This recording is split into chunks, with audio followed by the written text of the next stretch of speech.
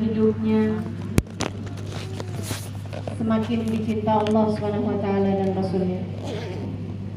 Sama-sama kita hormati, kita muliakan segenap wabah, segenap syaraif, segenap pimpinan pondok pesantren, pimpinan majelis ta'lim, dan juga tentu saja semua yang hadir di majelis ini, baik ibu-ibu, kakak-kakak, adik-adik, anak-anak. Semoga semuanya dilimpahi rahmat ridha Allah Subhanahu wa taala.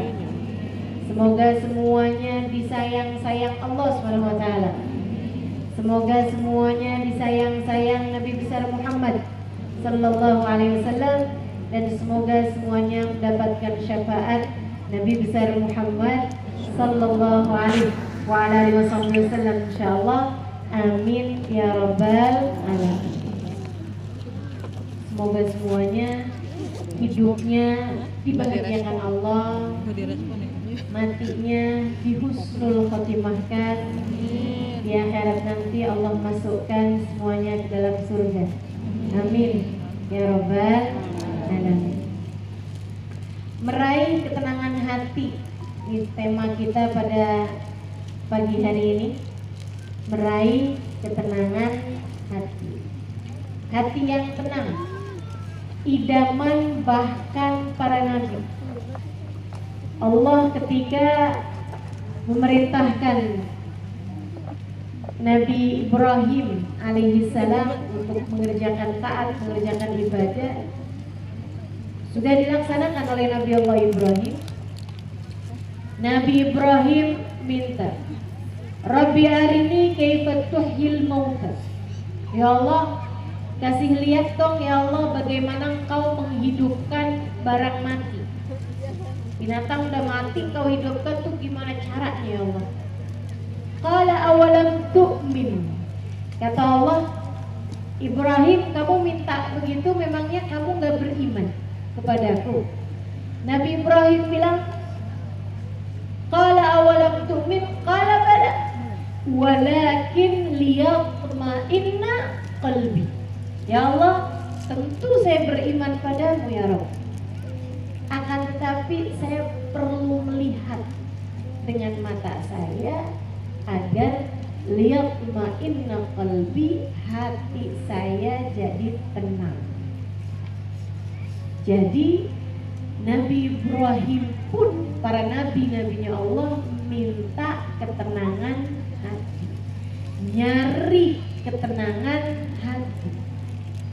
Dan dari ayat ini juga kita tahu bahwa apa yang kita lihat, apa yang kita dengar adalah merupakan pintu masuknya sesuatu ke dalam hati. Makanya pengen hatinya tenang, pandai-pandailah jaga mata, pandai-pandailah jaga telinga. Pinter-pinter jaga mata, pinter-pinter jaga telinga, Bu.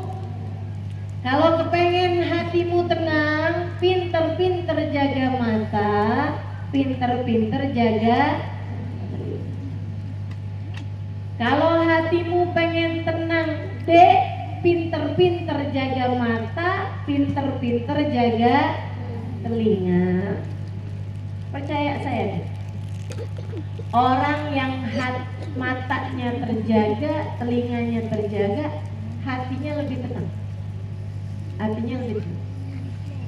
Sedikit sekalian, para istri nih yang gak pinter jaga mata, asal lihat HP suaminya nganggur, dia nggak pinter jaga matanya. Ustazah, jadi ustazah ngebelain suami kita nih? Enggak. Ya kalau dia nyimpen apa-apaan di HP-nya ustazah, kalau nggak kita tahu, cari tahu, kan bahaya ustazah. Bahaya kenapa?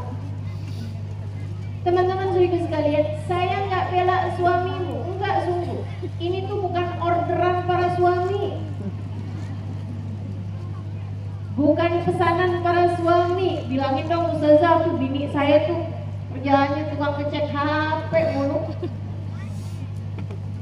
Kita kan juga tambah lama tambah pinter. Macem-macem ya caranya. Orang itu kalau mau ngerjain, caranya ketemu aja teman-teman. Jadi kamu nggak usah segitunya gitu. Kalau bukan pembelaan terhadap para suami, Ustazah belain siapa? Belain dirimu. Saya peduli kepada hatimu. Saya peduli kepada kebahagiaan hidupmu. Jangan mau perasaanmu disponsori oleh apa yang ada dalam HP suamimu. Rasa hati didukung oleh HP suami. Enggak gitu caranya. Bahkan jangan mau kebahagiaan hatimu diganggu sama bagaimana perlakuan suamimu padamu. Udahlah teman-teman, kamu kan juga nikah nggak sama anak kecil, betul nggak? Ada di sini yang suaminya umur 10 tahun. Kamu tidak menikah dengan laki-laki yang remaja bahkan. Saya yakin di sini nggak ada yang suaminya umur 17 tahun, nggak ada yang umur 16-an tahun. Kita menikah dengan laki-laki yang sudah sama-sama dewasa, bahkan lebih tua dari kita kebanyakannya, bukan begitu? Saya sekarang umur berapa ya? 44 tahun. Itu angka bagus tuh. Angka bilangan sholawat Maria. 44 tahun teman-teman saya sekalian. Suami saya umur 59 tahun. Kita ada beda 15 tahun. Kayak Nabi Muhammad dengan Sayyidah Khadijah. Cuman bedanya tuaan dia daripada saya. Saudara sekalian saya muliakan, kita menikah tidak dengan laki-laki kecil, laki-laki kanak-kanak, sama-sama sudah dewasa. Cukup ada Rokib dan Atid menulis semua perbuatan mereka. Kamu nggak usah ikut-ikutan sok bantuin Rokib Atid.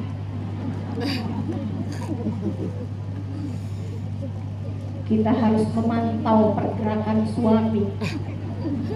Kenapa gitu? Kesian malaikat Rokib Atid. Nggak usah, saudara sekalian. Hatimu itu loh sayangi. Hatimu, rasa hatimu sayangi. Ngelihat yang kelihatan aja kadang-kadang nggak bisa jaga hati, mau kamu tambahin dengan ngelihat yang semestinya kamu nggak perlu kelihatan?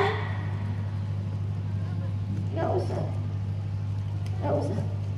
Jangan bikin penyakit. Kamu nggak segitu gabutnya. Kamu punya banyak kerjaan. Apalagi emak-emak nih, para ibu rumah tangga yang suka bilang, ya Allah kenapa nih pekerjaan kayak kasih ibu sepanjang jalan, gak ada berhenti-berhentinya. Habis nyapu, ngepel, habis ngepel, nyuci, habis nyuci, masak. Begitu banyak kerjaanmu teman-teman saudara sekalian. Yang kerjaan dari Allah kan juga ada.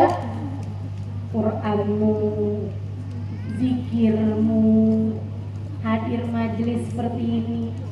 Ini kerjaan dari Allah SWT saudara sekalian, yang menyuruh kita, memerintahkan kita untuk talabul ilmi. Udah begitu banyak kesibukan kita, ngapain ditambahkan dengan sibuk memantau pekerjaan suami? Kamu bukan Pak RT yang 1 kali 24 jam wajib lapor. Gak perlu begitu.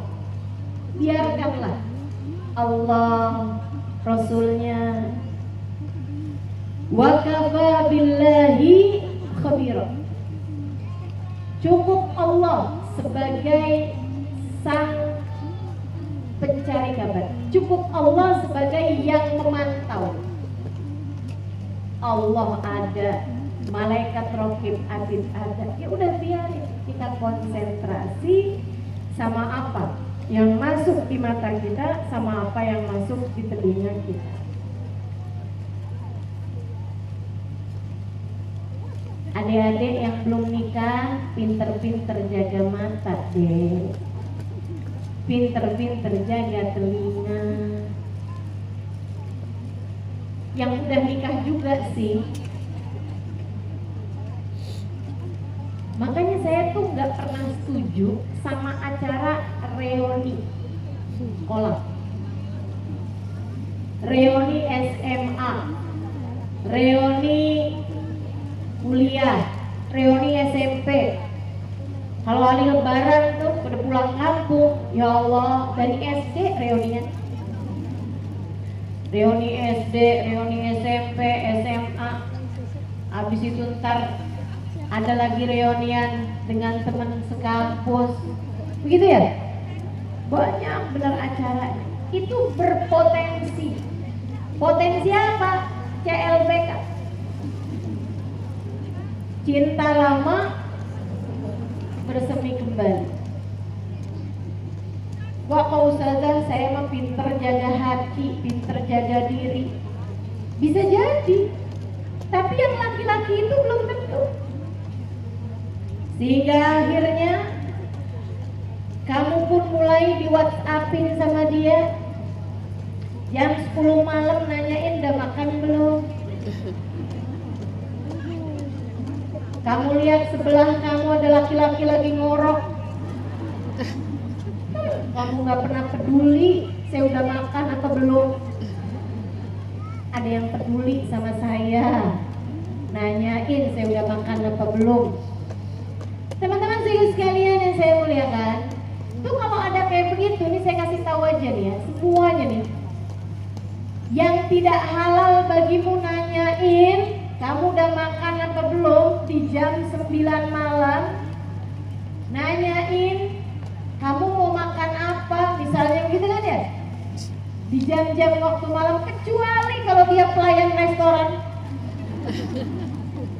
Saudaraku sekalian yang saya muliakan, itu kalau ada orang WhatsApp seperti itu, ada orang telepon seperti itu sebenarnya bukan dia yang telepon, akan tetapi setan.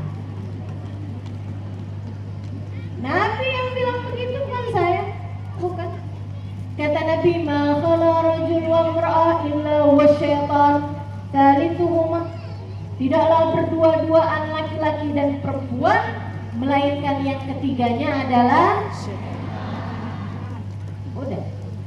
Pinter-pinter jaga mata, pinter-pinter jaga telinga. Buat adik-adik juga nih, pinter-pinter jaga mata, pinter-pinter jaga telinga, dek. Inna sam'a wal basara wal fu'ada kullu ulaika kana anhu mas'ula. Kata Allah Subhanahu wa taala, sungguhnya pendengaranmu, penglihatanmu, hatimu akan ada hisabnya, dimintai pertanggungjawaban darimu kelak di hari akhirat nanti. Gak bisa kamu wakili. Sayang, kan kita udah pacaran dulu nih. Gimana kalau ntar di akhirat pas lagi ada pertanggungjawaban, kamu semua aja ya yang jawabin? Bisa begitu? Kalau ditanya sama Mungkar Nakir, tar dulu Pak Mungkar, tanyain aja noh sama pacar saya. Nggak bisa begitu, nggak bisa diwakilin dengan siapapun. Tapi di akhirat juga nggak bisa kayak begitu. Apa yang kamu kerjakan ketika kamu sedang berdua-duaan dengan laki-laki ini di bawah pohon beringin, kamu nggak bisa bilang, tanya aja ke dia, Allah, dia tuh yang ngajakin saya. Nggak bisa. Kalian sudah sama-sama balik, sama-sama dewasa, hitung masing-masing. Gak bisa saling menyalah-nyalahkan. Gak bisa saling melemparkan pertanggungjawaban kepada yang lain. Semuanya ada pertanggungjawabannya deh. Kamu habis-habisin waktumu melihat Ayo nih, ini yang pada ketawa nih, sudah tahu ya. Pernahkah kamu begadang menghatamkan Al-Quran? Pernahkah kamu begadang untuk menyelesaikan zikiran-zikiran? Pernahkah kamu begadang untuk bersolawat kepada baginda Nabi besar Muhammad? Pernahkah kamu belajar untuk memahami ilmu agama sampai dengan larut malam? Kayaknya enggak deh. Tapi maraton drakor saja. Dari jam berapa sampai jam berapa? 16 episode saya tonton sekali tonton. Berapa kamu selesaikan semuanya? Iya, sudah. Berapa lama? 2 hari 2 malam.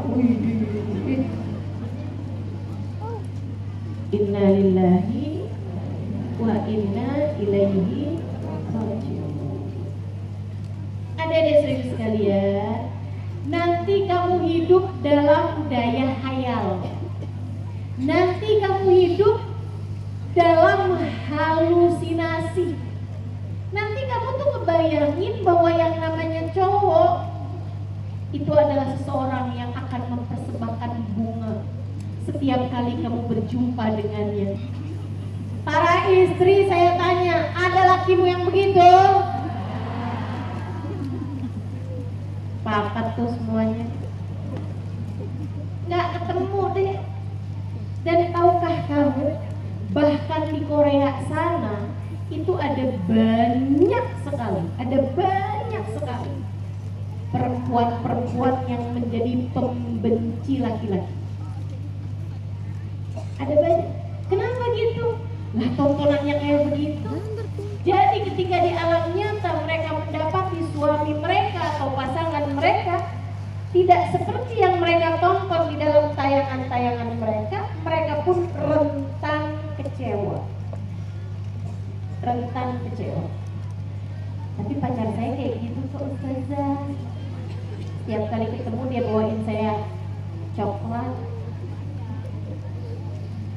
Adik-adik serius sekalian, itu bukan pacarmu.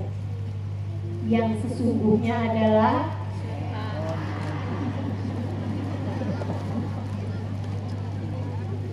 setan. Mah kalau ada maunya deh, segala cara bakal dia tempuh.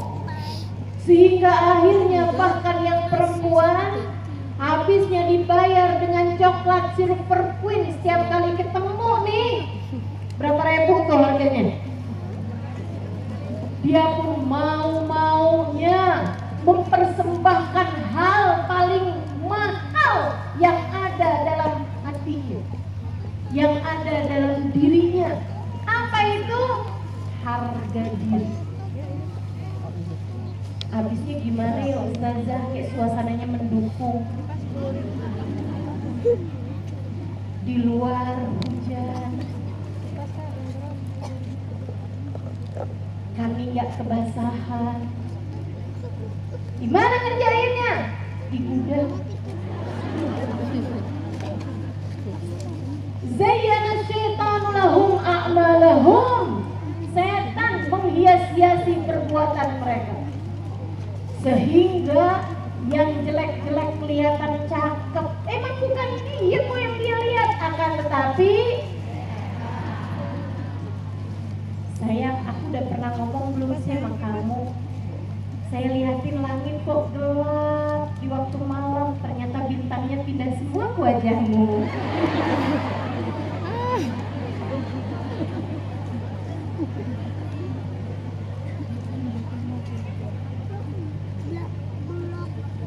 Teman-teman saya sekalian yang saya muliakan, sampai ada penelitiannya nih ya, orang kalau jatuh cinta, ini bukan saya ngomong loh ini, bukan saya ngomong, sekali lagi bukan saya ngomong, yang ngomong psikolog, psikiater nih, orang-orang yang menyelidiki tabiat manusia.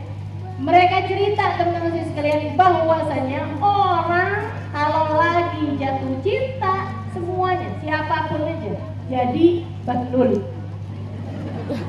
Tahu bahlul? PA.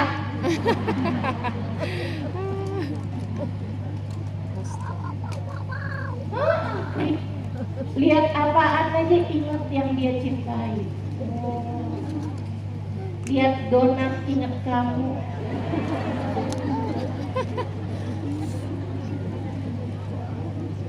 Lihat langit ingat kamu. Gala-gala. Ya Allah, ya Allah. Dedek, jangan mau-maunya. Kamu punya hidup cuma sekali. Jangan biarkan dia bergelimang dengan aib dan noda diri. Sebab hidupmu yang ini yang akan nanti Allah SWT mintakan kalian pertanggungjawabkan di hari akhirat nanti. Malu kalau sampai kamu datang kepada Allah sebagai seorang pezina. Malu kalau sampai di hari akhirat nanti kamu menghadap Nabi Muhammad sebagai seorang pezina, yang Nabi Muhammad sendiri telah mengatakan la yazni zani hina yazni wa huwa mu'min. Orang beriman kalau sedang berzina dia sudah bukan lagi orang beriman. Artinya kalau sudah bukan lagi orang beriman, bukan lagi umat Nabi besar Muhammad. Gimana kamu mau menghadap kepadanya? Maka sayangi hidupmu nak, sayangi hidupmu deh, jangan mau-maunya. Jangan mau-maunya. Mumpung ada yang mau sama saya Ustazah, saya kasih tahu sama kamu, sebelum laki-laki yang sebenarnya ada maunya itu mau sama kamu, Allah yang telah membuatmu lahir ke atas muka bumi ini mau kepadamu. Andai jika orang tuamu tidak menginginkanmu sekalipun, tidak mau denganmu sekalipun, Allah yang menghendakimu lahir di atas muka bumi ini mau sama kamu. Dan saya kasih tahu padamu, 1400 tahun silam, sebelum ada sesiapapun mengenal dirimu, ada yang pengadah tangannya tak henti-henti mendoakan sampai dengan sekarang. Jangan kamu pikir yang mau sama kamu cuma dia. Nabi Muhammad mau denganmu. Nabi Muhammad sangat menginginkanmu sebagai umatnya. Nabi Muhammad sangat kecewa jika sampai iman tergadai dari dalam hatimu hanya karena rayuan dari laki-laki berhidung belang seperti itu. Adik-adikku sayang, Nabi Muhammad sangat menginginkanmu. Jangan kamu lepaskan tiket kebersamaan dengan Nabi hanya karena kamu tertarik dengan laki-laki yang nasibnya di hari akhirat nanti belum bisa dipertanggungjawabkan. Nasib dia di akhirat gak jelas. Ngapain mau-maunya kamu menyerahkan dirimu pada dia? Tidak sayangku, jangan, nah jangan. Hidupmu jauh lebih berharga daripada itu. Bu, para istri, ketika datang godaan-godaan hidup seperti ini, kamu punya suami tapi hatimu tertarik dengan laki-laki lain, sampaikan pada hatimu, jangan wahai hati. Takutnya kamu kehilangan tiket kebersamaan dengan Nabi. Sebab Nabi Muhammad bilang la yazni zani hina yazni wa huwa mu'min. Orang kalau berzina saat ia sedang berzina, maka ia bukan lagi orang mukmin, bukan lagi umatku, kata Nabi Muhammad alaihi wasallam. Bagaimana nasibmu jika dalam masa-masa seperti itu kamu biarkan hatimu melalang buana membayangkan seorang laki-laki lain yang tidak halal bagimu? Bagaimana jika pada saat-saat yang seperti itu datang ajal membawamu menuju pulang ke rumah sejati? Hati-hatilah. Hidup mesti hati-hati, jangan mau-maunya sampai terbawa kepada hal-hal yang diharamkan Allah Subhanahu wa ta'ala. Pinter-pinter jaga mata, pinter-pinter jaga telinga. Orang kalau pengen hatinya tenang, tuh satu tuh, pinter jaga mata, pinter jaga. Mudah-mudahan Allah jadikan kita mampu jaga mata, mampu jaga telinga, insya Allah. Sehingga yang masuk ke dalam mata kita, yang masuk dalam hati kita, yang jadi pandangan kita, yang jadi pendengaran kita, yang masuk semuanya adalah hal-hal yang diizinkan Allah untuk ada dalam hati kita. Insya Allah. Hatimu akan jadi tenang, teman-teman saya sekalian. Kalau dalam hidup kamu lebih pintar jaga mata, jaga. Mudah-mudahan Allah jaga semuanya, insya Allah. Itu satu. Yang kedua, kalau kamu pengen hatimu tenang, ingat Allah. Kalau kamu pengen hatimu tenang, hadirkan Allah. Jadi sekalian, kamu kalau lihat lautan kan kayak tenang gitu ya. Sementara kalau lihat yang kecil-kecil nggak tenang. Tapi kalau lihat sesuatu yang lapang, kenapa gitu? Karena memang sesuatu yang lapang itu menenangkan. Hati kamu juga gitu. Kalau hati kamu lapang, hati kamu bakalan jadi tenang. Itu sebabnya Nabi Musa alaihissalam minta kepada Allah kelapangan hati. Rabbi syrahli sadri, katanya Nabi Musa alaihissalam. Jadi kamu kalau kepengen tenang, sering-seringlah ingat Allah. Hatimu hadirkan Allah. Gimana caranya menghadirkan Allah? Ingat semuanya dari Allah. Semuanya dari Allah, semuanya milik Allah, dan semuanya hanya akan kembali kepada Allah Subhanahu wa ta'ala. Tuh hati jadi lebih tenang. Inget-ingetin urusan antaramu dengan Allah. Tiap kali nih ngeliat di baju cakep banget, cobain deh. Nanti di saat saya menghadap Allah, saya pakai baju kayak apa ya?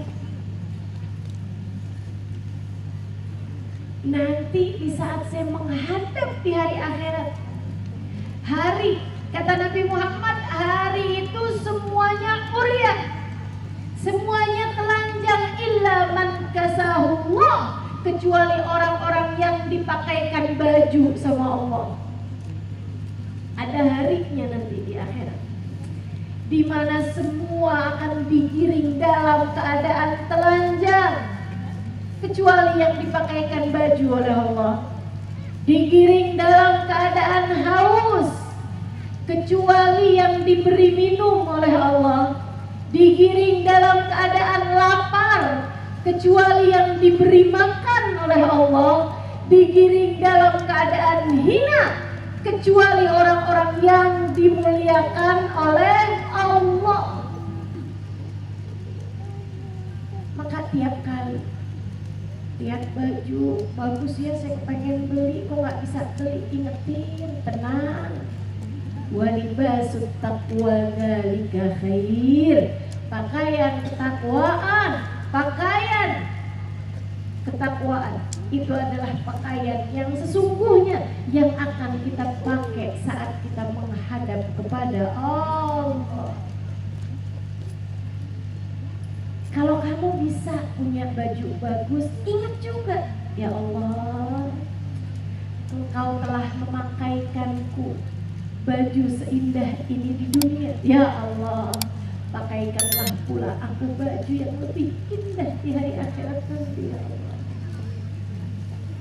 Ingat sama Allah. lagi makan, ingat sama Allah. Yang ngasih rezeki makanan itu bukan suamimu, bukan anakmu, bukan tetanggamu, akan tetapi yang memberikan kepadamu sejatinya adalah ya Allah. Saya nggak bisa makan nih kalau Engkau tidak memberikan kepadaku rezeki. Bukan begitu? Dari Allah, teman-teman. Adakah kamu tahu apa yang akan kamu makan nanti malam? Nggak tahu. Besok pagi, apalagi? Yang tahu siapa? Allah Subhanahu wa Ta'ala. Jadi sekalian saya bilang, sebab Allah yang memberikan kepadamu makan. Berapa suapannya, berapa potong dagingnya, berapa potong sayurannya, berapa kuenya, berapa potong, semuanya udah ada ukurannya dari Allah Subhanahu wa Ta'ala Jalla Jalaluhu wa Ta'ala. Berapa sering kamu ngambil nasi kemudian udah gak bisa lagi kamu habisin? Kamu pikir tadi ini ngambilnya kebanyakan? Bukan, rezeki dari Allahnya cuma segitu aja. Tapi kalau saya maksain masuk juga Ustazah, ya itu dia, berarti rezekinya emang sampai habis. Guru saya Mubarak Nur bilang, tidak ada satu butir nasi melainkan ketulis di situ bakalan jadi rezekinya siapa. Gak akan pindah. Semuanya dari Allah Subhanahu wa Ta'ala. Makanya gak ada ceritanya orang merebut rezeki kita, gak ada. Orang ambil rezeki kita tuh gak ada, teman-teman sekalian. Saya bikin toko, sebelah bikin toko, dia lebih laku tuh dagangannya daripada saya. Dia udah merampas rezeki saya. Gak ada ceritanya orang merampas rezeki orang. Rezeki semuanya datangnya dari Allah Subhanahu wa Ta'ala. Kamu masukin terus tuh dalam hati kamu. Kamu masukin terus dalam hati kamu. Qaddarallahu taqdira. Allah Subhanahu wa Ta'ala. Qad ja'alallahu likulli syai'in qadra. Kata Allah Subhanahu wa Ta'ala, Allah lah yang telah menetapkan ukuran dari masing-masing takdirnya. Makananmu ada ukurannya, udah dipasin sama Allah Subhanahu wa Ta'ala. Uangmu semuanya ada ukurannya, masing-masing udah ada takarannya dari Allah Subhanahu wa Ta'ala, teman-teman sekalian.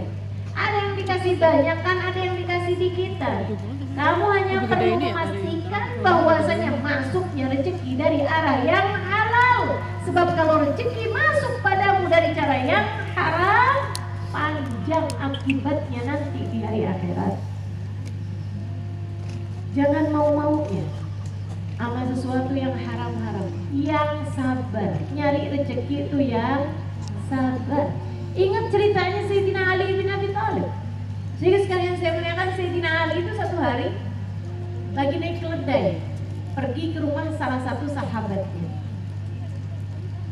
Dia takut nih kalau keledainya itu gak ada yang megangin, dia takut ntar keledainya kabur. Jadi akhirnya dia lihat satu orang, dia bilang, "Cari, sini Pak, sini, Dek sini, panggil."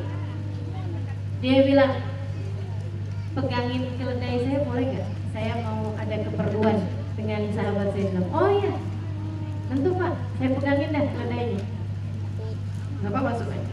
Masuklah Sayyidina Ali. Di dalam nih Sayyidina Ali rupanya ngobrol agak cukup lama. Buka-buka kantong bajunya, dilihat ada uang. Ada uang 10 dirham. Kalau di kita 100.000 lagi. Sayyidina Ali mikir nih, kesian yang pegangin keledai saya. Saya mau kasih uang 10 dirham ini sama dia. Dia mau kasih ini hadiah karena dia udah pegangin keledai saya. Sayyidina Ali keluar. Iya, Orang itu nggak ada, keledainya juga nggak ada. Kalau OTW punya Kak. Gak lama kemudian ada orang bawain keledainya Sayyidina Ali. Dia bilang, "Tuan, ini keledaimu bukan?" Jadi orang tuh dulu saling kenal gitu, kayak kendaraan gitu, kayak mobil, motor kan suka orang tahu kan, "Oh ini nih mobilnya si ini nih," gitu. Zaman itu juga gitu. Orang udah tahu, "Tuan, ini kan keledaimu ya?" Kata Sayyidina Ali, "Oh iya. Di mana kamu nemu?" "Oh, lagi lari-lari pagi." jojing. Arah sakti ininya. Dia bilang lagi ada di sana tuh dia. Saya pikir punya Sayyidina Ali kan, jadi saya bawain ke sini.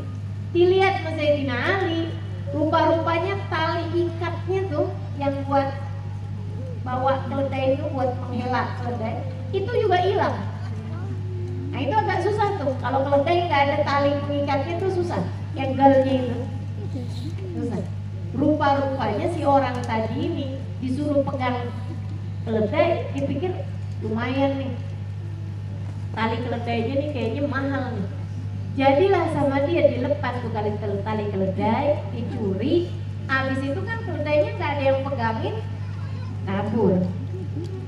Dia nggak berani nyuri keledainya karena orang tahu gitu kan, itu dijual di pasar juga nggak ada yang mau beli gitu. Lu keledainya Sayyidina Ali nih gitu. Jadi dia cuma berani curi tali keledai. Kata Sayyidina Ali, waduh, kalau gitu saya minta tolong dong, boleh nggak kamu beliin saya tali keledai di pasar? Nih uangnya 10 dirham tadi tuh. Cari-cari orang tersebut, orang jual tali keledai, ketemu sama yang tadi megangin tali keledainya Sayyidina Ali. Dia bilang, boleh nggak saya beli ini tali keledai? Berapa nih? 10 dirham deh gitu. Ya, dapat tuh 10. Pulang kasihin. Nih tuan, lah punya saya nih. Balik lagi rupanya sama saya lagi. Dia bilang, kayak apa yang jual tali keledai ini? Orangnya begini, nah itu dia tuh yang tadi megangin tali keledai saya. Kata Ali, subhanallah, subhanallah. Ini orang pinter nih, orang pinter. Subhanallah. Nah Ali, emang 10 dirham itu emang jadi rezeki dia. Udah tertulis tuh 10 dirham rezeki dia. Emang akan sampai kepadanya. Emang rezekinya turun. Cuman karena dia nggak sabar, yang mestinya datang dalam keadaan halal, akhirnya datang dalam keadaan haram. Dia jual yang bukan miliknya kan hukumnya haram, betul nggak? Sehingga sekalian yang saya muliakan, Sayyidina Ali emang niat tuh duit mau buat dia. Andai dia mau sabar nungguin sampai beberapa jam yang akan datang gitu ya, berapa menit yang akan datang, Sayyidina Ali akan keluar kemudian ngasih itu 10 dirham. Akan tetapi karena nggak sabaran, nih kayak orang-orang rawang nih, suka nggak sabar ngeliatin duitnya suami ada di saku baju waktu dicuci, lumayan rezeki istri solehah. Tunggu dulu, kalau kamu sabar bisa jadi itu memang rezekimu. Bisa jadi. Ntar aja tungguin suami pulang terus bilang, bang, barang yang sudah ada di tangan saya tidak bisa dikembalikan. Kenapa nih? Tadi lagi nyuci baju abang, ada ketemu nih bang, 100 ribuan. Gimana kalau buat saya aja bang? Bilang iya deh, buat kamu deh. Kan halal tuh, enak teman-teman sekalian. Walaupun habis itu suami lebih hati-hati lagi. Kalau mau taruh baju ya. Sehingga sekalian saya muliakan, yang sabar nyari rezeki, Allah nggak akan membiarkanmu kelaparan, membiarkanmu kesusahan. Emang pernah kamu dibiarkan kelaparan, nggak ada makanan sama sekali selama ini? Coba ingat-ingat, nggak pernah teman-teman sekalian. Kalau kamu lapar ya emang kamunya yang pengen lapar karena kamu puasa atau kamu diet gitu kan. Tapi Allah membiarkanmu kelaparan, nggak ada makanan yang bisa kamu makan, pernah? Nggak pernah. Kamu sesegitunya ragu-ragu sama Allah. Wah, kalau kamu di PHK, bagaimana cara kita bisa makan? Wah, kalau kita dagangan yang nggak laku, gimana kita bisa makan? Itu halu yang ada dalam pikiranmu. Sebab bahkan dari sejak kamu masih berada dalam rahim ibumu, rezekimu sampai kepadamu. Maka meskipun kamu tidak tahu rezekimu ada di mana, tenang, rezekimu tahu kamu ada di mana. Ia akan sampai kepadamu tanpa ada keraguan, Kamu hanya perlu memastikan satu hal seperti yang tadi saya sampaikan, yang sabar nyari rezeki biar rezekinya datang dalam keadaan halal. Ingat, yang ngasih rezeki cuma satu, namanya. Jadi tenang hati kita. Suami pulang bawa banyakan, alhamdulillah. Suami pulang bawa dikit, alhamdulillah. Suami sedang gelisah, gimana nih? Penghasilan nih nggak seberapa nih sekarang nih. Dulu sih awal-awal Grab tuh banyak banget, sekarang udah banyak saingannya. Gimana ya? Nggak banyak penghasilannya. Tenang bang, rezeki kan bukan dari abang juga. Rezeki udah ada catatannya bang, atau Ustazah Halimah begitu. Ya kan kamu dengerin dari saya. Allah udah bilang, teman-teman saya sekalian, a'udzubillahi minasyaitonirrajim, rizqukum fis sama'i wa ma tu'adun. Rezeki kalian udah selesai diatur dari langit. Dah nggak ada, nggak bisa. La yazdad bitaqwa tuqa wa la yanqus bifiski fasik, katanya Imam Ghazali. Rezeki yang udah tertulis di langit sana nggak akan nambah karena ketakwaan seseorang, nggak akan berkurang karena kefasikan seseorang. Kefasikan sama ketakwaan aja nggak bisa nambahin atau ngurangin rezeki, dek. Apalagi segala keraguan-raguanmu tersebut, nggak bisa. Udah kelar diatur dari langit. Maka kamu pusing-pusing mikirin urusan rezeki, nggak nambah apa-apa selain kesumpekan hatimu sendiri. Saya ulangi, biar kamu ngeh sama apa yang saya omong. Saya ulangi lagi, biar kamu sadar terus sama apa yang saya sampaikan ini. Biar besok-besok kalau udah mulai gelisah hati, galau hati urusan-urusan rezeki, nih ingetin ucapan saya, teman-teman saya sekalian. Rezekimu udah selesai diatur dari langit, kata Allah. Udah kelar, nyatetnya udah selesai. Gak bisa nambah, gak bisa ngurang, kecuali kepemilikan. Kepemilikan bisa nambah, bisa ngurang. Maksudnya apa sih Ustazah? Tuh catatan angka-angka di rekening bankmu tuh bisa nambah, bisa ngurang. Tapi yang kamu makan, yang kamu pakai, yang kamu nikmati, gak bisa nambah, gak bisa ngurang. Gak bisa bertambah, gak bisa berkurang. Teman-teman sekalian saya muliakan, orang yang koruptor, nambahin apa selain angka-angka dalam saldo rekening? Gak nambahin apa-apa. Gak nambahin yang dia makan, gak nambahin yang dia minum, gak nambahin yang dia pakai. Nggak ada, teman-teman sekalian. Itu yang kamu pakai itu rezeki kamu tuh. Tapi susah kalau nggak ada duitnya nggak bisa beli gitu. Tapi yang akhirnya kamu beli itu rezekimu. Yang akhirnya kamu pakai itu rezekimu. Itu nggak bisa nambah, nggak bisa kurang. Nggak bisa nambah, nggak bisa kurang. Makanya ada orang punya duit gitu kan, tapi bajunya dia pakai bajunya yang nggak dia beli, pakai duit dia. Kayak saya kasih orang dulu.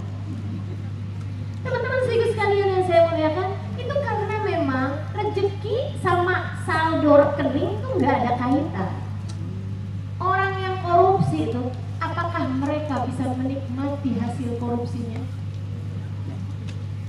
Jawab enggak, emang tahu? Pernah. Tapi yang pasti teman-teman sekalian, enggak nambahin apa-apa selain kesumpekan hatinya sendiri, selain hidup yang semakin berantakan dalam hidupnya mereka. Enggak nambahin. Rezekimu sudah selesai diatur sama Allah dari langit. Enggak kurang, enggak bertambah, enggak berkurang. Karenanya kamu mikirin rezekimu, nggak nambahin apa-apa dari rezekimu selain kesumpekan hatimu sendiri, selain hati yang menjadi tidak tenang. Tapi kan kalau duitnya banyak bisa dipakai pergi haji.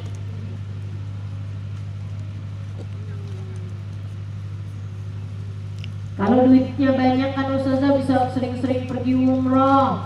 Kalau duitnya banyak kan bisa kepake buat bikin majelis.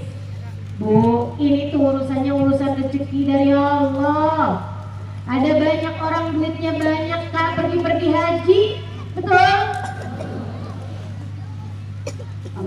Ada banyak orang duitnya banyak, akan tetapi nggak pergi-pergi juga buat umroh karena uang, betul?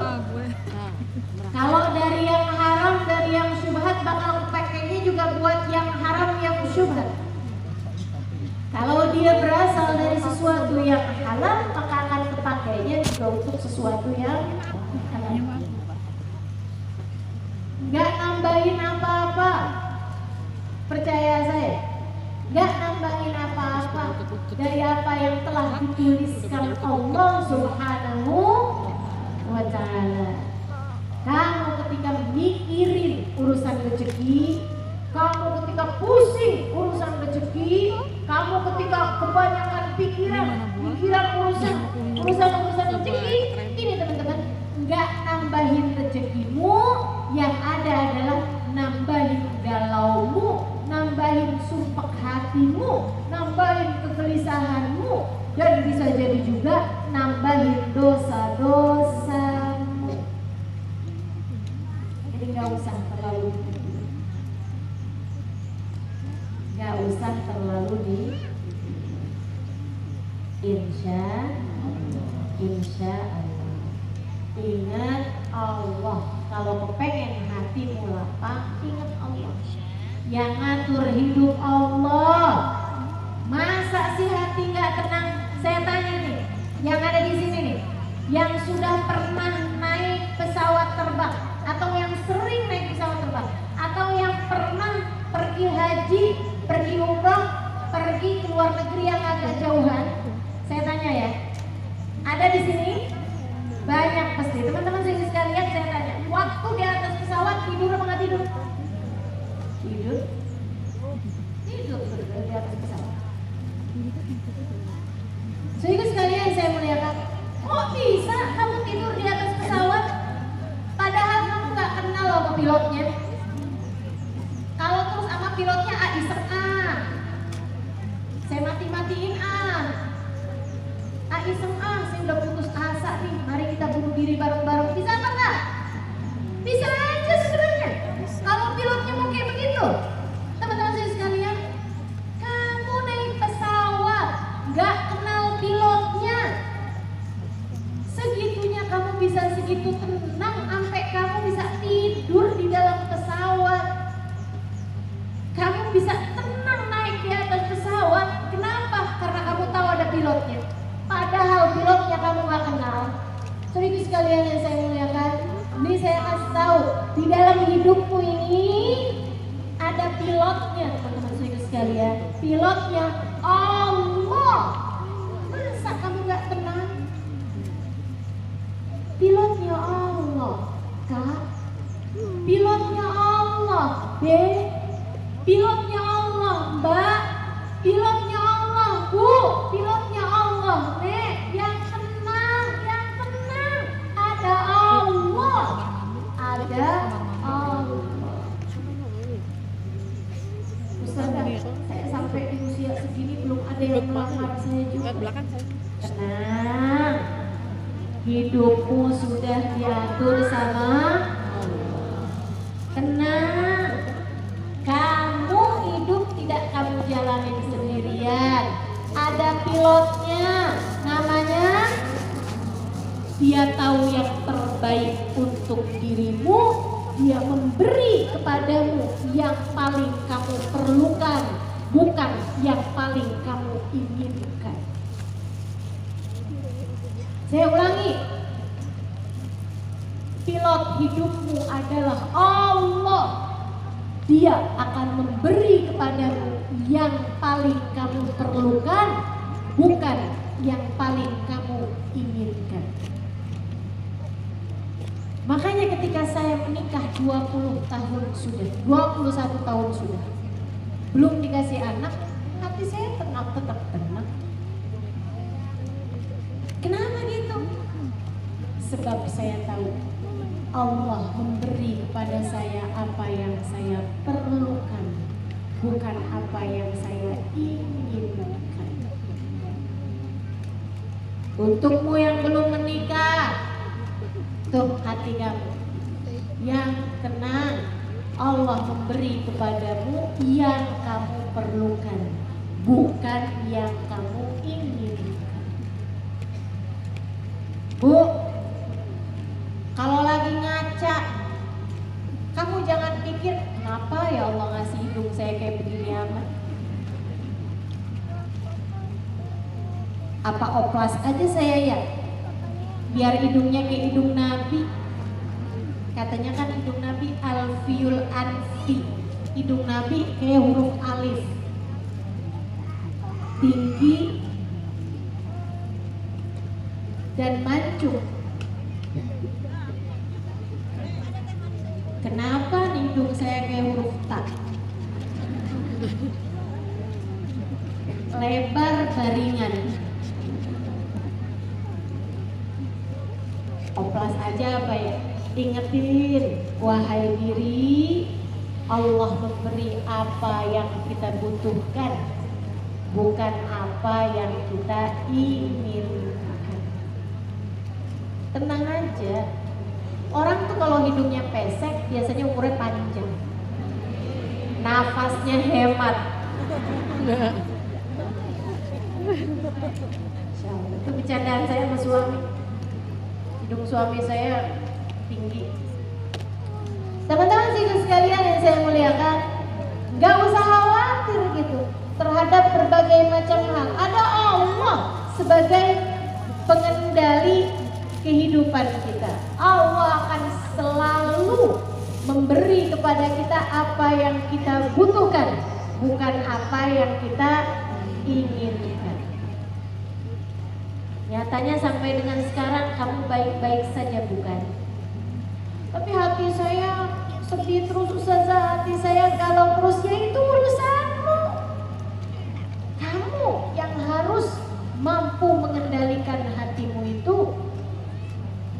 Teman-teman, saudariku sekalian saya muliakan, hatimu tuh kamu kendalikan. Hidupmu Allah yang sudah mengendalikannya. Kamu hanya perlu mengendalikan rasa hatimu sendiri dengan cara yang tenang. Ada Allah dalam hidupmu. Ingat Allah, insya Allah. Masih ada dua lagi nih caranya bikin hati tenang. Nah, yang pertama tadi jaga mata, jaga. Yang kedua tadi ingat Allah sebagai pengendali kehidupan. Allah akan selalu memberi yang kita perlukan. Kemudian yang ketiga teman-teman saya sekalian, kamu kalau pengen hatimu tenang, ingat Nabi Muhammad. Ingat Nabi Muhammad. Saat kamu gelisah, saat kamu galau, saat kamu susah, yuk coba banyakin sholawatan sama Nabi Muhammad. Ingetin kehidupannya Nabi Muhammad, dengerin kajian tentang Nabi Muhammad dan rasakan. Iya ternyata Ustazah, beneran nih ternyata Ustazah. Kalau sholawatan hati jadi tenang. Kenapa yang bisa begitu Ustazah? Sebab Allah menjanjikan orang kalau sedang ingat Nabi Muhammad SAW, kalau sedang bersolawat kepada Nabi Muhammad, Allah akan turunkan rahmat kepadanya. Rahmat tuh bikin hati jadi tenang. Allah turunkan kasih sayang Allah. Rahmat tuh artinya kasih sayang dari Allah SWT. Kalau udah rahmat turun, kasih sayang Allah turun, maka akan tenanglah hatimu. Orang kalau banyak baca sholawat, ibarat kata badan, itu akan turun rahmatnya Allah. Ibarat badan itu turun vitamin. Vitamin itu teman-teman, yang lagi sakit jadi cepat sembuhnya. Kan gitu? Yang baru habis sakit jadi cepat segernya, cepat pulihnya. Vitamin. Vitamin tuh badan lemes-lemes, dikasih vitamin jadi segar. Demikian pula dengan sholawat, setara vitamin bagi badan kita. Orang kalau banyak dosanya kena sholawatan, dosanya berguguran. Orang kalau hatinya sumpek-sumpek mulu, kena sholawatan, hatinya jadi lebih tenang. Orang kalau hatinya gelisah, ketakutan, kena sholawatan, insya Allah hatinya jadi lebih nggak takutan, lebih merasa aman, merasa damai. Sehingga sekalian saya muliakan, orang kalau banyak sholawatannya, hatinya akan diturunin rahmat. Yang asalnya marah-marah mulu, jadi lebih tenang hatinya. Sholawatan. Karena ya Sayyid Muhammad bin Alwi bin Abbas al-Maliki bilang, gak ada permasalahan kehidupan tidak selesai dengan sholawat. Ya, kecuali kalau urusannya sama tanggungan orang. Kamu kok banyak baca sholawat? Iya nih, utang saya banyak. Biar gak ditagih sesholawatin aja banyak-banyak. Setiap kali orang datang, Allahumma sholli ala sayyidina Muhammad wa ala ali sayyidina Muhammad. Ya gak pergi kelarin utangmu itu, gitu kan ya? Sama kayak tadi tuh, pacaran, sholawatan. Ya putusin dulu pacar kamu, istiqomah di jalan Allah, tambahin dengan sholawat. Tenang hidupmu. Kamu berada dalam jalan Allah, hanya persyaratannya itu tadi tuh mesti benar tuh urut-urutan. Jaga mata, jaga telinga, jauhin segala dosa. Teman-teman sekalian, hadirkan Allah dalam hatimu. Ingat, pengendali hidup adalah Allah Subhanahu wa Ta'ala. Tambahin dengan banyakin sholawat, banyakin ingat baginda Nabi besar. Tenang. Saat anak lagi sakit, ingat Nabi Muhammad tuh jadi bikin tenang. Hidup memang tidak pernah ideal buat siapapun. Nabi Muhammad juga anaknya sakit. Sama nih, saya juga nih sekarang anak lagi sakit. Ya Allah, wahai Rasul, syafaatkanlah anak saya. Udah, tinggal banyak-banyak betul baca sholawat. Allahumma sholli ala sayyidina Muhammadin tibbil qulubi wa dawaiha wa afiyatil abdani wa shifaiha nuril absari wa diyaiha wa ala alihi wa sahbihi wa sallim. Ya Allah, limpahkanlah salawatmu kepada baginda kami Nabi Muhammad. Tibbil qulub, ya Allah, sembuhkan hati-hati kami, sembuhkan penyakit-penyakit hati kami ya Allah, berkatnya Nabi Muhammad. Wa afiyatil abdan, ya Allah, sehatkan badan-badan kami ya Allah, berkat Nabi Muhammad.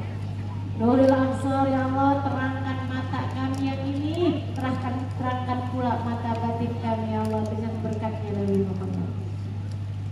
Enak kan? Hidup masih kayak gini aja. Kita aja yang suka kebanyakan pola. Kita aja yang suka kebanyakan gaya. Hidup kok gini-gini aja sebenarnya. Betul kan? Yang paling kita perlukan dalam hidup ini rahmatnya Allah. Biar kita dapat rahmatnya Allah, hadirkan baginda Nabi besar. Gak ada yang lebih dicintai Allah daripada Nabi Muhammad. Ya.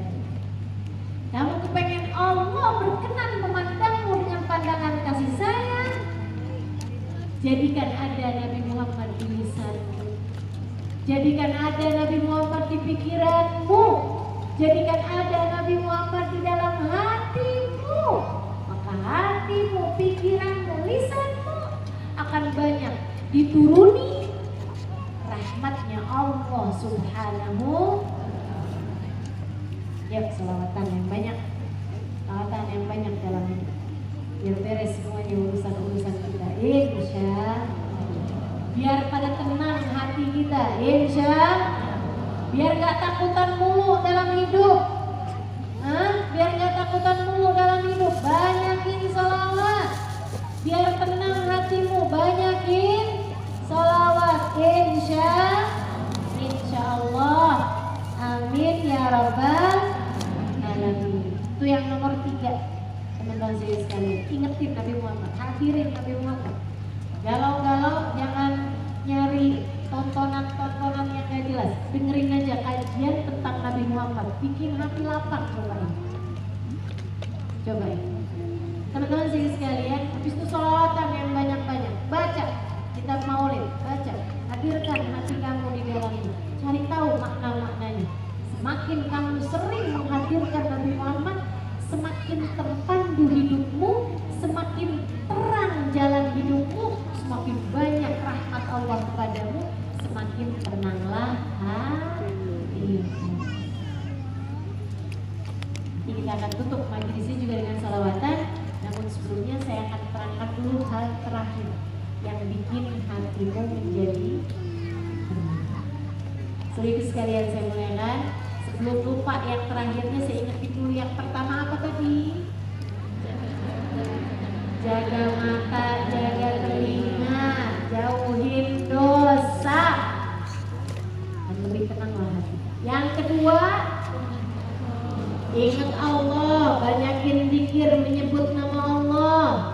Makan ingat Allah, tidur ingat Allah, tenang hatimu. Dalam segala keadaan mengingat Allah SWT sebagai sang pengendali kehidupan. Allah akan selalu memberikan kepadamu apa yang kamu perlukan, apa yang kamu butuhkan, bukan apa yang kamu inginkan. Yang ketiganya, ingat Nabi Muhammad, hadirkan Nabi Muhammad, bersolawat kepada Nabi Muhammad, gitu kan ya? Itu tiga-tiganya itu saya minta kamu, ya Allah juga tiga-tiganya. Tiga-tiganya itu apa? Di lisan, di pikiran, di hati. Di lisan dengan kamu berzikir, mengingat, menyebut nama Allah SWT. Dipikirkan dengan kamu paham bahwasanya Allah SWT yang menghendaki apapun, pengendali apapun. Yang di hati kamu hadirkan Allah SWT, kamu cintai Allah SWT. Dan yang ini juga pada Nabi Muhammad juga pakai lisan dengan kamu banyak bersolawat kepada Nabi Muhammad, baca kitab maulid Nabi Muhammad, diingatan dengan kamu mengingat Nabi Muhammad, kamu ingat-ingat kehidupan Nabi Muhammad alaihissalam, kamu dengarkan lagi kajian-kajian tentang Nabi Muhammad, dan di dalam hati dengan kamu menghadirkan Nabi Muhammad, mencintai Nabi Muhammad, merindukan Nabi Muhammad, dan gak ada yang lebih indah daripada itu untuk kamu.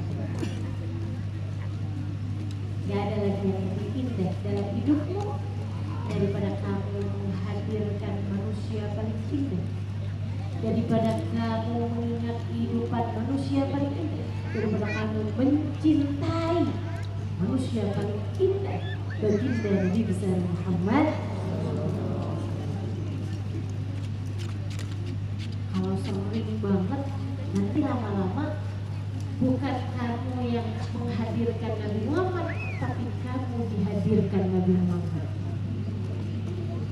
Kalau sering banget, gede cintanya, tambah lama tambah numpuk, tambah numpuk, tambah numpuk, akhirnya bukan hanya kamu mencintai Nabi Muhammad, tapi kamu menjadi dicintai oleh Nabi Muhammad. Bukan hanya kamu merindukan Nabi Muhammad, akan tapi kamu menjadi seorang yang dirindukan oleh Nabi Muhammad. Siapa tahu ada di antara kita yang sampai di level yang begitu. Amin ya Rabbal. Yang terakhir, kalau kamu pengen hatimu tenang,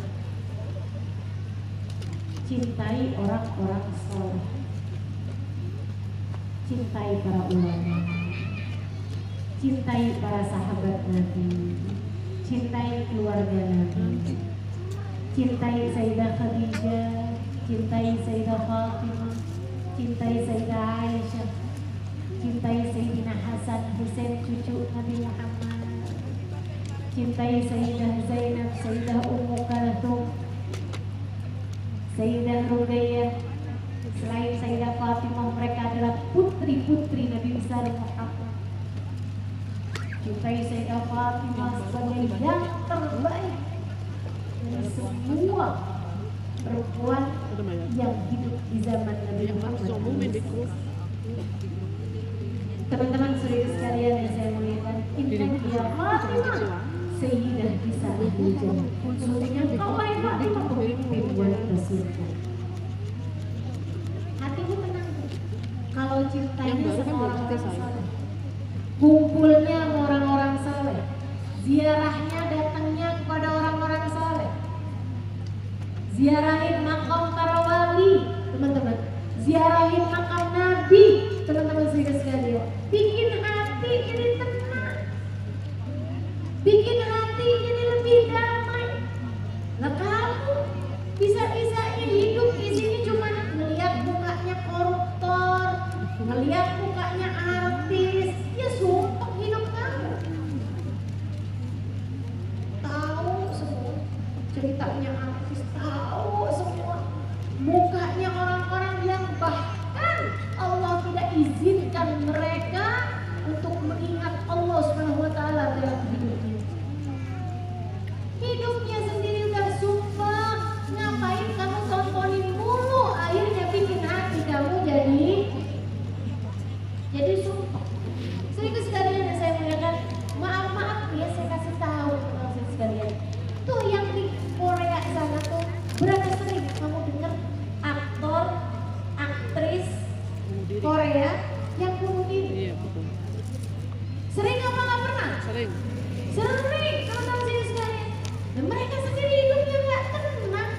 Kamu demen nyampe segitunya, akhirnya bikin hidup kamu jadi nggak tenang, bikin hati kamu jadi nggak damai. Buka TV kalau nggak isinya koruptor, kalau nggak pembunuh berantai. Nah ya hidupmu nggak tenang hatinya akhirnya. Ustazah, kenapa ya Ustazah kalau hadir di majelis hati jadinya tenang? Karena kamu berjumpa dengan orang-orang saleh. Karena kamu dipakai, dibuat hatimu mengingat Allah. Karena kamu bersolawat bersama. Nah, kumpul orang soleh di mana tempatnya kalau bukan di majelis? Kumpulnya di mana? Kalau bukan di majelis? Di majelis ini kumpulan orang soleh atau orang yang kepengen soleh, kan begitu? Betul Bu? Berarti saya udah soleh ada Ustazah? Belum tentu. Tapi mau kumpulnya orang-orang solehah atau orang yang mau solehah itu emang di majelis Bu. Mudah-mudahan saya selalu doain yang hadir-hadir di majelis orang-orang yang dikehendaki baik oleh Allah, yang dikehendaki menjadi solehah insya Allah, yang dikehendaki itu terus menjadi semakin baik kehidupannya sampai akhir kehidupannya berakhir dalam husnul khotimah. Sedikit sekalian yang saya muliakan. Nah jadi kayak begitu. Kalau kamu bacain sejarahnya, kehidupannya orang-orang soleh-solehah gitu. Makanya kenapa tuh saya banyaknya kan tulis begituan tuh, Bidadari Bumi, kisah 9 wanita solehah. Ternyata lebih dari 9. Saya tulis lagi Bidadari Bumi 2. Kan yang saya temui dalam kehidupan saya, kisah 9 wanita solehah lagi tuh yang saya temui di kehidupan saya. Tanpa lama saya ketemu lagi tuh yang lain, saya tulis juga. Cuman saya tulis Bidadari Bumi 3 ini belum cukup kandidatnya. Siapapun di antaramu yang merasa cocok untuk saya tuliskan kisah hidupnya sebagai Bidadari Bumi yang berikutnya, silahkan kirimkan. Serius Ustazah? Ya kalau emang layak. Saya udah kirim Ustazah, tapi Ustazah nggak tulisin saya, berarti saya anggap belum layak untuk jadi Bidadari Bumi. Teman-teman sekalian, karena memang membaca kisah hidup orang soleh, orang solehah itu bikin damai hati. Saya nulis Pilar Cahaya, kisah 4 sahabat Nabi Muhammad yang pertama kali masuk Islam. Nah, bikin hati damai. Kisah Sayyidina Abu Bakar, kisah Sayyidina Ali, kisah Sayyidah Khadijah, kisah Sayyidina Zaid bin Harith, Saya tulis lagi, Assalamualaikum Tarif. Kebanyakan kisahnya cuma kisah orang-orang soleh, orang ulama-ulama yang saya temuin, wanita-wanita solehah yang saya temuin di sana, bahkan anak-anak kecil yang sudah soleh, sudah solehah di sana. Itu di kota Tarif itu teman-teman. Bahkan sampai anak kecil ini udah soleh, udah solehah.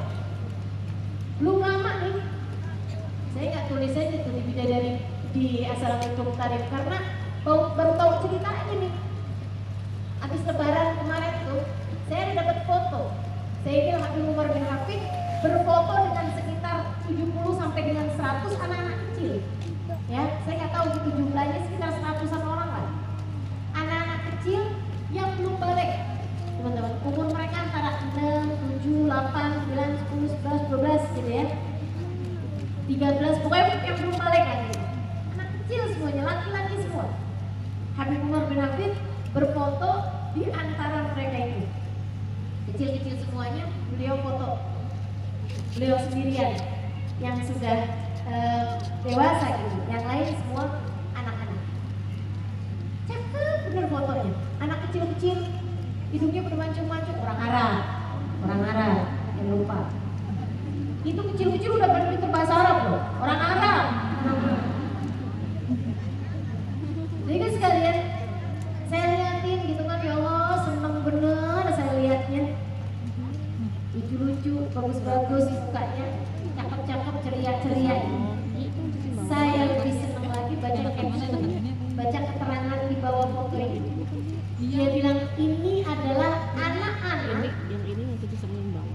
Anak-anak itu maksudnya belum balik ya, yang sholat tarawih bersama dengan Habib Umar bin Hafid dari sejak malam pertama Ramadan sampai akhir Ramadan. Gak tinggal sholatnya, itu sama Habib Umar dikasih hadiah fotoan sama Habib Umar bin Hafid. Apa nggak jadi kenangan indah banget tuh buat anak-anak tuh, sehingga nanti besok-besoknya juga nggak mau lagi terlambat sholat tarawih atau tertinggal sholat tarawih di masa-masa dewasa. Dan teman-teman saya sekalian, kebayang gak sih sholat tarawih istiqomah bahkan sebelum balik? Siapa di antara kita yang begitu? Saya tanyain, ada nggak di sini yang kayak gitu? Kemudian emak-emak kayak gini aja, Ramadan kemarin tarawihnya ada yang ditinggal nggak?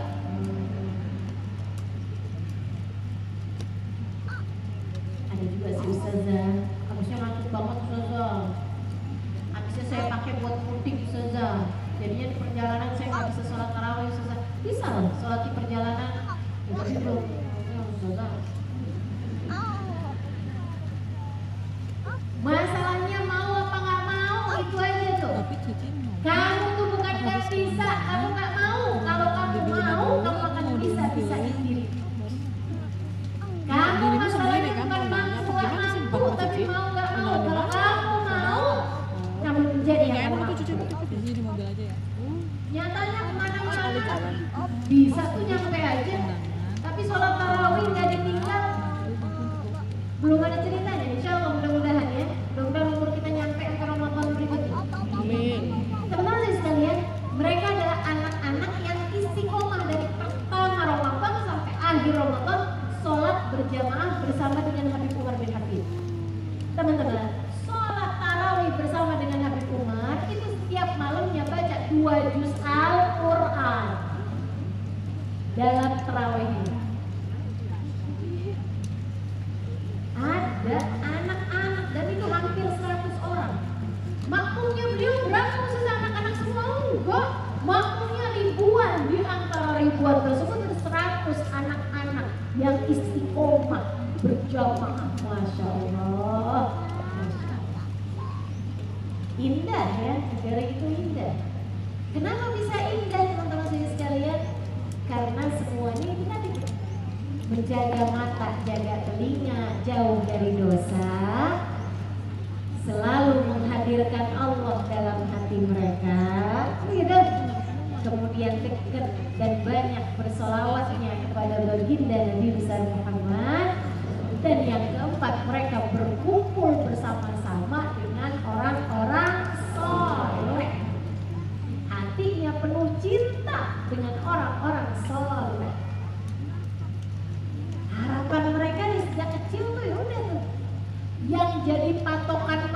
nggak ada yang kepengen, oh saya kepengen nih jadi pejabat ini, saya kepengen banget, pengen jadi kayak Habib Umar, pengen jadi kayak Habib Hasan, pengen jadi kayak Habib Salim, gitu cita-cita anaknya. Dan dididik sama orang tuanya dengan didikan mencintai para ulama, mencintai orang-orang saleh, mencintai para santri, teman-teman sekalian, mencintai orang-orang saleh yang ada di negeri mereka. Kumpulnya orang saleh-salehan terus-terusan. Ibunya solehah, bapaknya soleh, saudara-saudaranya soleh-soleha, ya hatinya tenang. Hatinya tenang. Ada di sana salah satunya namanya Habib Abdullah bin Husain bin Tahir, belum meninggal. Salah satu ulama-ulama besar, penulis banyak kitab ya. Salah satunya Al-Majmu' itu ada tuh karyanya Habib Abdullah bin Husain bin Tahir. Dan beberapa kitab-kitab yang lainnya beliau nulis. Teman-teman saya sekalian, Habib Abdullah bin Husain bin Tahir itu pernah ditanya sama murid-murid beliau. Dia bilang, Bib, gimana sih kok bisa jadi Habib nih? Kok bisa jadi Habib Abdullah bin Husain bin Tahir? Seseorang yang zikirannya banyak, sangat banyak. Beliau baca la ilaha illallah seharinya 12.000 kali. Beliau baca sholawat seharinya 12.000 kali. Beliau baca istighfar seharinya 12.000 kali. Masing-masing zikiran itu beliau baca seharinya 12.000 kali. Beliau ngajarnya banyak, nulis kitab banyak, teman-teman. Sampai semasa hidup beliau itu sampai ada istilah Jannatul Ardi Masilah. Surganya bumi ini adalah kota Masilah. Habib Abdullah bin Husain bin Tahir. Ilmu luar biasa, ibadah luar biasa, hati luar biasa, jauh dari dosa-dosa. Beliau sampai bilang, "Aqwa isab'ah maya al-ya'si rabban." Anggota badan saya 7, mata, telinga, lisan, tangan, kaki, perut, farji. Dia bilang, "Maya al-ya'si rabban," enggak ngerti maksiat sama Allah. Enggak ngerti caranya bikin dosa. Anggota badan saya 7 enggak tahu caranya bikin dosa. Ngerti aja enggak, apalagi ngerjain, apalagi jalanin. Teman-teman sekalian, saya melihat Habib Abdullah bin Husain bin Tahir ditanya sama orang, Bib, kok bisa ada manusia kayak antum begini nih, gimana ceritanya sih? Bib? Awal-awalnya tuh gimana gitu, didikan orang tua, apa zikirannya orang tua tuh gimana ceritanya, kok bisa jadi orang seperti antum, gimana nih? Habib Abdullah bin Husain bin Tahir bilang, saya ingat masa-masa saya umur 10 tahunan. Dia bilang, lu balik, saya pergi ke lapangan nyari teman main. Ternyata kosong, nggak tahu teman saya lagi pada kemana. Jadi akhirnya saya pun pulang ke rumah. Saya nyari abah saya.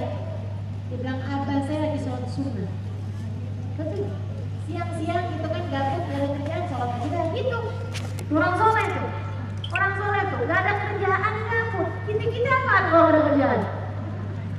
Scroll TikTok. Ya kalau yang dengerin saya gak apa-apa ya. Tapi kan kalau yang dengerin orang joget-joget gak jelas, Allah kemana-mana, Masya Allah, Masya Allah. Teman-teman sih sekalian, saya mengatakan kalau enggak tuh yakin nih mau beli kerudungan lihat Shopee 3 jam masih belum ketahuan juga yang mana yang mau dibeli. Udah scroll 3 jam kagak ada yang cakep nih.